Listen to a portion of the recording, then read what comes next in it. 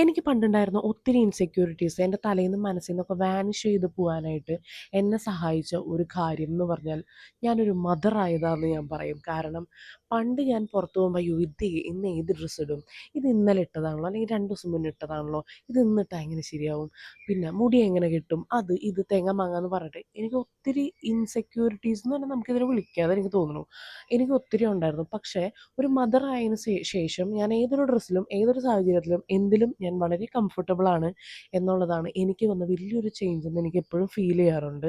കാരണം വീട്ടിലിട്ട് കിടക്കുന്ന പന്ന നിക്കറിൽ ഞാൻ എന്നോട് പുറത്ത് പോകാൻ പറഞ്ഞാൽ ഞാൻ റെഡിയാണ്.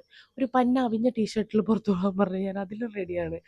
അപ്പോൾ ഇത് എന്നിൽ വന്ന മാറ്റം ഞാനിപ്പോൾ ഒന്നും ബോധർ ചെയ്യുന്നില്ല. ഞാൻ എല്ലാത്തിലും കംഫർട്ടബിൾ ആണ്. എനിക്കിത് ഈ ഒരു ഫീൽ എനിക്ക് ഇഷ്ടപ്പെട്ടു കേട്ടോ. അപ്പോൾ ഫൈനലി ഇന്ന് ഞാൻ പുറത്ത് പോവാണ്. പുറത്ത് പോകുമ്പോൾ ഞാൻ വിചാരിച്ചു ആർക്കാ ഒരു ചേഞ്ച് ഇഷ്ടമില്ലാത്തത്? എപ്പോഴാണ് നമുക്കൊരു ചേഞ്ച് ഇഷ്ടമില്ലാത്തത്? അപ്പോൾ ഞാൻ ഇന്നൊരു ചേഞ്ചിന് ഇത്തിരി മെനയായിട്ട് പുറത്ത് പോകാമെന്ന് വിചാരിച്ച് ഡ്രസ്സൊക്കെ ചെയ്ത് റെഡി ആവുകയാണ്. അപ്പോൾ സിറമൊക്കെ അപ്ലൈ ചെയ്തു. ആ സിറം എൻ്റെ ഏറ്റവും ഫേവറേറ്റ് സിറം കേട്ടോ. ആരെങ്കിലും നല്ലൊരു സിറം തപ്പി നടക്കുകയാണെങ്കിൽ പറഞ്ഞാൽ ഞാനൊരു റിവ്യൂ ഒക്കെ ചെയ്യാം കേട്ടോ. അപ്പോൾ ഈ ഹെയർ വാഷ് ഡേ കഴിഞ്ഞ് കഴിഞ്ഞാൽ അല്ലെങ്കിൽ ഹെയർ വെറ്റായി കഴിഞ്ഞ് കഴിഞ്ഞാൽ മുടി കെട്ടാൻ അറിയാത്ത അല്ലെങ്കിൽ പാടുപെടുന്ന ആരെങ്കിലും ഉണ്ടെങ്കിൽ കമൻറ്റ് ബിലോ കേട്ടോ. എന്നെപ്പോലെ വേറെ ആരെങ്കിലും ഉണ്ടോ എന്നറിയാനുള്ളൊരു ത്വര അത്രയേ ഉള്ളൂ. അപ്പോൾ അങ്ങനെ അവളുടെയൊക്കെ മുടിയൊക്കെ വലിച്ചിട്ട് ഞാൻ സെറ്റായി. അതൊക്കെ കഴിഞ്ഞ് വന്നപ്പോഴത്തേനും എന്നെ ഒരു കുഞ്ഞ് മനുഷ്യൻ എന്നെ നോക്കി നിൽക്കുന്നുണ്ടായിരുന്നു, എൻ്റെ ബേബി.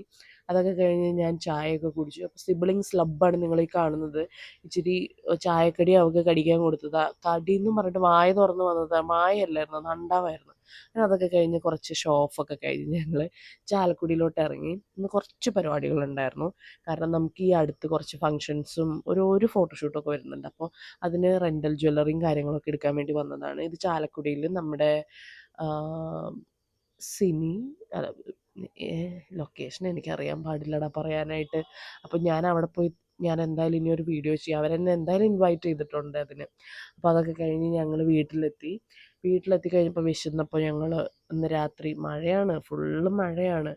ഞങ്ങളൊരു ബജ്ജി കഴിക്കാൻ പോയി. ബജ്ജിയൊക്കെ വാങ്ങിയിട്ട് വീട്ടിലോട്ട് വന്ന് കട്ടനുമായിട്ട് കൂട്ടി അടിച്ചു. അത്ര തന്നെ.